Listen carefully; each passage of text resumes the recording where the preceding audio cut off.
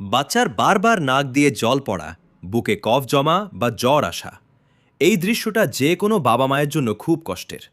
অনেক সময় সাধারণ ওষুধে কাজ হয় না, তখন ডাক্তারবাবু হয়তো আপনার শিশুর জন্য ক্ল্যাবাম ড্রপস প্রেসক্রাইব করেছেন।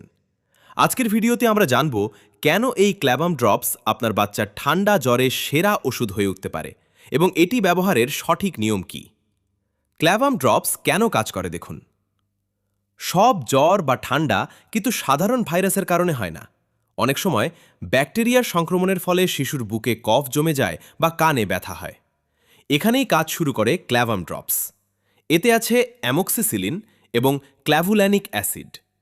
অ্যামোক্সিসিলিন ব্যাকটেরিয়াকে সরাসরি আক্রমণ করে ধ্বংস করে, আর ক্ল্যাভুল্যানিক অ্যাসিড নিশ্চিত করে যেন সেই ব্যাকটেরিয়া ওষুধটিকে রুখে দিতে না পারে। অর্থাৎ এটি একটি ডাবল অ্যাকশন ফর্মুলা যা দ্রুত ইনফেকশন কমিয়ে আপনার শিশুকে আরাম দেয়। কখন এটি ব্যবহার করবেন? ডাক্তাররা সাধারণত এই ড্রপটি তখন দেন যখন শিশু নিচের সমস্যায় ভোগে। বুকের সংক্রমণ, যদি বাচ্চার খুব ঘড়ঘড়ানি কাশি বা নিউমোনিয়ার লক্ষণ থাকে, কান ও গলার সমস্যা, গলায় ব্যথা বা কান দিয়ে জল পড়া, সাইনাস ও জ্বর, ব্যাকটেরিয়াল ইনফেকশনের কারণে আসা দীর্ঘস্থায়ী জ্বর। মনে রাখবেন এটি একটি অ্যান্টিবায়োটিক, তাই সাধারণ ভাইরাল জ্বর বা সর্দি কাশিতে এটি নিজে থেকে দেবেন না।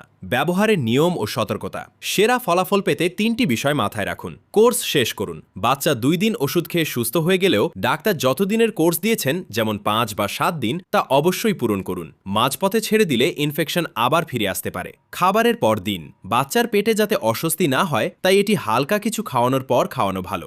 সঠিক ডোজ, আপনার বাচ্চার ওজন অনুযায়ী ডাক্তার যে পরিমাণ, যেমন 0.5 মিলি বা 1 মিলি বলেছেন, ঠিক সেটুকুই দিন।